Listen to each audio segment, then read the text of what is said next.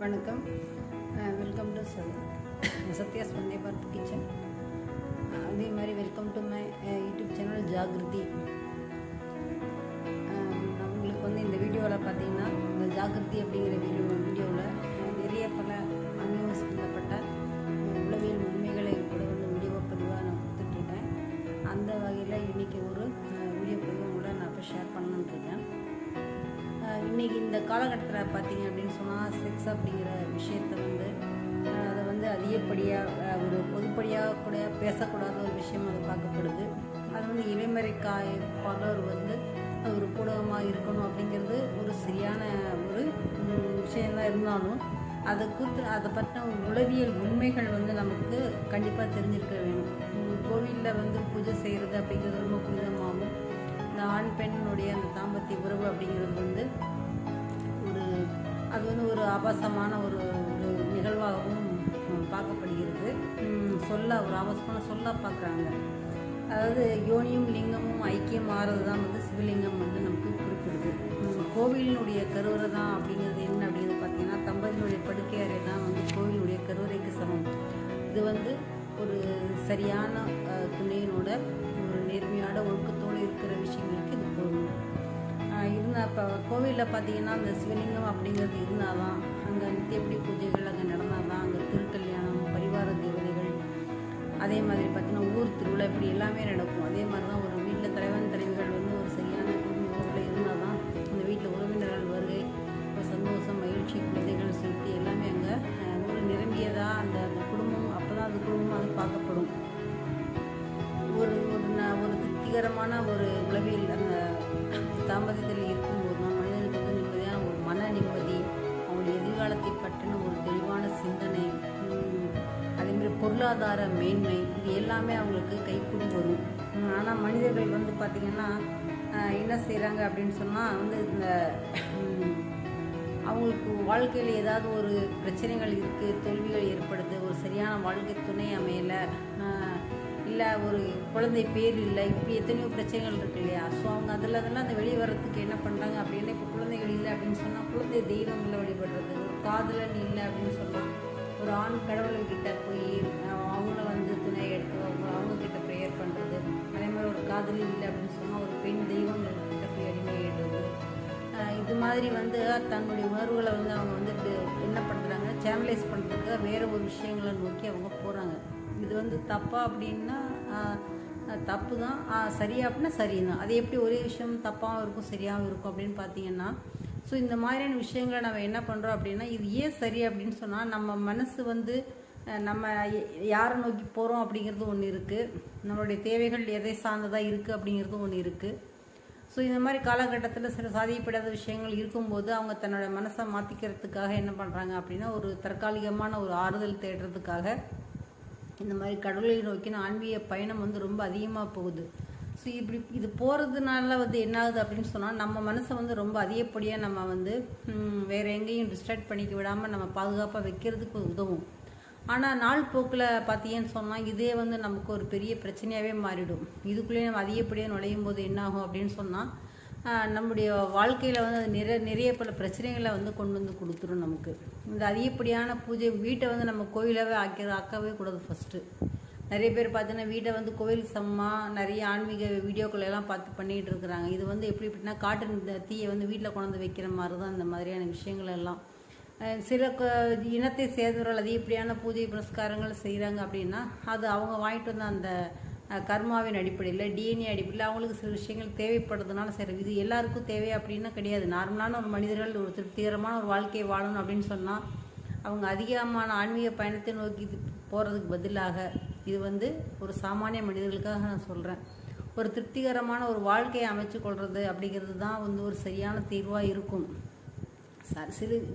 இந்த சரியான வாழ்க்கை முறை அமைச்சு கொள்வது ஒரு குழந்தை நமக்கு கிடைக்கிறது இல்லையோ, இல்லை ஒரு காதலன் கிடைக்கிறோ, ஒரு காதலி கிடைக்கிறது இல்லையோ, இதுலையோ ஒரு வாழ்க்கை துணை கிடைக்கிறதுல நமக்கு ஒரு பிரச்சனைகள் இருக்குது அப்படின்னு சொன்னால், நம்மளை முழுமையாக ஆன்மீகத்திலையோ அதுலேயும் ஈடுபடுறதுக்கு பதிலாக அதுக்கு ஒரு ஆல்டர்னேட்டிவாக நம்ம வேறு ஏதாவது ஒரு விஷயத்த வந்து கண்டிப்பாக நம்ம கையில் எடுத்துக்கிட்டே ஆகணும். இல்லை அப்படின்னு சொன்னால் நம்ம வாழ்க்கை பார்த்திங்கன்னா ரொம்பவே துக்ககரமாக ஆகிடும். அது மட்டும் இல்லாமல் அதனால் வந்து நம்முடைய வயது நமக்கு குறைஞ்சி போகும். ஒரு தெளிவான சிந்தனை இருக்காது, சந்ததிகளுக்கான ஒரு பாதுகாப்பான வாழ்க்கை முறையை நம்ம கொடுக்க முடியாது. எல்லாத்தையும் விட நம்மளுடைய வருமானம் வந்து கண்டிப்பாக தடைப்படும். இது நிறைய பேருக்கு தெரியாது. இது வந்து நம்ம ரொம்ப நேர்மையாக இருக்கிறோம், நம்ம எந்த பார்ட்னருக்கும் துரோகம் பண்ணல, நான் உடைய வேலை உண்டுன்னு கடவுள் ஒன்று இருக்கிறேன் அப்படின்னு நினச்சிக்கிறாங்க. இந்த விஷயத்தில் நம்ம என்ன தப்பு பண்ணுறோம் அப்படின்னா, நம்முடைய உணர்வுகளுக்கு நம்ம வந்து மதிப்பு கொடுக்காமே நம்ம காலத்தை ஓடிக்கிட்டே இருக்கிறதுனால என்னாகும் அப்படின்னா, அந்த உடம்புக்கான அந்த அந்த எதிர்பார்ப்பு நிறைவேறாமலே போகிறதுனால அவங்களுக்கு வந்து வருமான தடை ஏற்படும். இதுக்காக வந்து நம்ம தவறான வழியிலெல்லாம் போயிட்டு நீங்கள் சொல்லிட்டாங்க அப்படின்னு வேறு நம்ம எங்கேயே நிறைய ஆப்ஷன்ஸ் இருக்குது, இந்த மாதிரிலாம் போயிட்டு நம்ம தேவைகளை நிறைவேற்றிக்கலாம், அந்த மாதிரியான விஷயத்துக்கெலாம் இங்கே நான் சொல்ல வரல.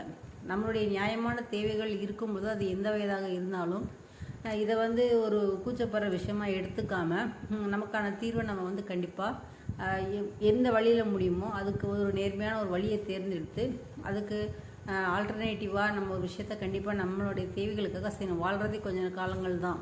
ஸோ நீங்களே நினச்சி பாருங்கள், ஒரு ஆணுக்கு ஒரு பெண் மேலே ஈர்ப்போ, ஒரு பெண்ணுக்கு ஒரு ஆண் மேலே ஈர்ப்போ இல்லாமல் போச்சு அப்படின்னு சொன்னால் இந்த உலக வாழ்க்கை எப்படி இயங்கும்னு நினைக்கிறீங்க? இந்த உலகம் படைக்கப்பட்டது அப்புறம் வீணாக போயிடும். குழந்தைகள் இல்லை, ஒரு காதல் இல்லை, எதுவுமே இல்லை அப்படின்னு சொன்னால் இந்த உலகம் படைக்கப்பட்டதே வீண். அதே மாதிரி பார்த்தோன்னா லட்சம் கோடி ஆண்கள் இருக்காங்க, லட்சம் கோடி பெண்கள் இருக்கிறாங்க. எல்லாரும் மேலே ஈர்ப்பும் வர்றதில்லை. எல்லா பெண்களும் எல்லா ஆண்களையும் விரும்புறதில்லை, எல்லா ஆண்களும் எல்லா பெண்களையும் விரும்புறதில்லை. ஸோ இதில் இயற்கை வந்து ஒரு அழகான ஒரு விஷயத்தை வந்து அது உள்ளே வச்சு தான் நம்ம அனுப்பிச்சிருக்கு. ஸோ இதையெல்லாம் நம்ம வந்து கண்டிப்பாக புரிச்சுக்கணும். இதை வந்து ஒரு தாம்பத்தியம் அப்படிங்கிறத ஒரு தவறான விஷயமா பார்க்காம நமக்கான நம்முடைய உணர்வுகளுக்கு நம்ம முதல்ல கண்டிப்பாக நம்ம மதிப்பு கொடுக்க பழகணும்.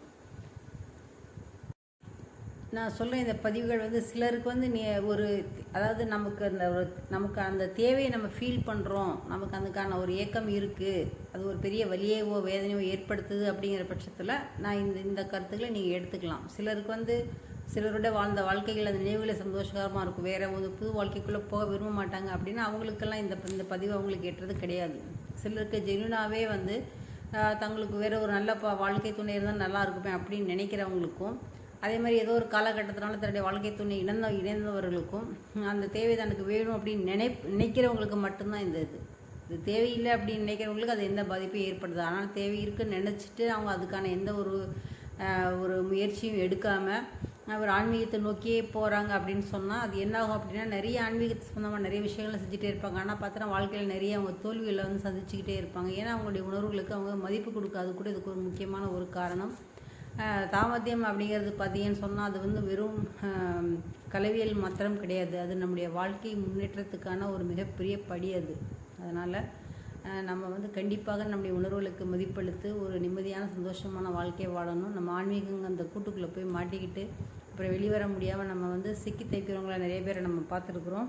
ஸோ அப்படிப்பட்ட வாழ்க்கை முறையை நம்ம அமைத்து கொள்ளாமல் நம்முடைய உணர்வுகளுக்கு மதிப்பளித்து தாம்பத்தியம் என்பதை ஒரு புனிதமான ஒரு விஷயமாக நாம் கருத வேண்டும் அப்படின்னு சொல்லிட்டு, இது வந்து ஆன்மீகவாதிகளுக்கோ இல்லை ஆன்மீகத்துக்காக தன்னை அர்ப்பணித்து கொண்டவர்களுக்கோ, அதே மாதிரி இந்த ஸ்பிரிச்சுவலில் வந்து மிகப்பெரிய நிலையடைந்தவர்களுக்கோ அவர்களுக்கெல்லாம் வந்து இதெல்லாம் அவர்களுக்கு அப்பாற்பட்டது. அப்படிப்பட்டவர்களுக்கான பதிவு கிடையாது.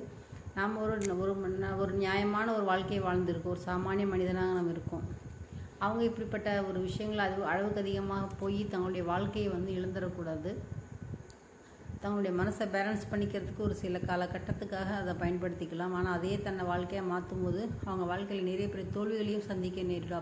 அப்போ என்ன அப்படின்னா ரொம்ப வெக்ஸ் ஆகிடுவாங்க. என்னடா நம்ம இவ்வளோ தூரம் நம்ம வந்து கோவில்களுக்கு இது மாதிரி விஷயங்களை செய்கிறோம், ஆனாலும் வாழ்க்கையில் இப்படி போராட்டமாக இருக்குது அப்படிங்கிற ஒரு என்ன சொல்லப்படுது, ஒரு சோர்வு நிலை கூட அவங்களுக்கு வர்றதுக்கான வாய்ப்புகள் இருக்குது. ஸோ கடவுள் வந்து வாழ்கிறதுக்காக தான் அந்த புலோகத்துக்கு அனுப்பியிருக்காரு ஒழிய நம்மளை தியாகம் பண்ணிக்கிறதுக்காக புலோகத்துக்கு அனுப்பலை. ஸோ இதுவும் கூட நமக்கு ஆன்மீகத்தை பற்றினா இன்னொரு பார்வை அப்படின்னு கூட நம்ம எடுத்துக்கலாம். இந்த வீடியோ உங்களுக்கு பிடிச்சிருக்குன்னு நினைக்கிறேன். இதை லைக் பண்ணுங்கள், ஷேர் பண்ணுங்கள். தேங்க்ஸ் ஃபார் வாட்சிங்.